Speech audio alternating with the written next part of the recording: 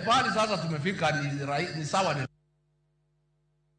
Jotend siasa makaluo mantiere kweth mar Azimio la Umoja One Kenya Alliance omedo sundo piny owacho mondo mi ofuong'ie pek mar ngima ka gitwak nyasi mar lam e kanisa mar ACK Diocese ma Maseno e chuny boma ma Kisumu. Jotelo go sundo piny owacho kaluwore gi meto mar osuru ma osemiyo ngima sani obedo matek.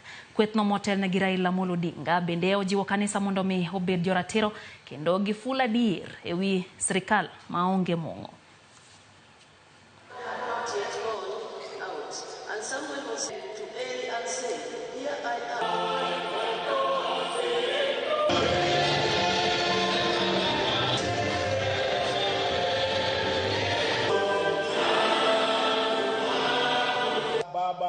The country, Kenya, is really in need of you now more than ever before, because what I have seen with my own eyes, where we did not expect it, those guys are just waiting for somebody to stand in the gap for them, and that's what we've done in the past. And as Kenyans, we need to wake up, we need to stand. It's not only us who are suffering, the suffering is across the board.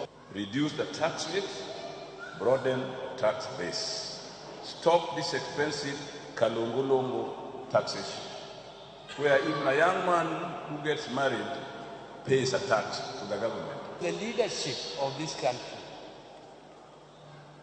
has decided to dip themselves in corruption, and therefore whatever they do, even if they raise taxes to whatever level, they will never be able to collect revenue to offer services to this country.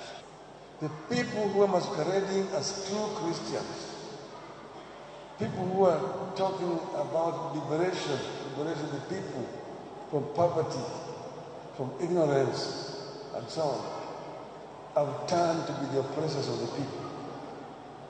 And the church needs to speak.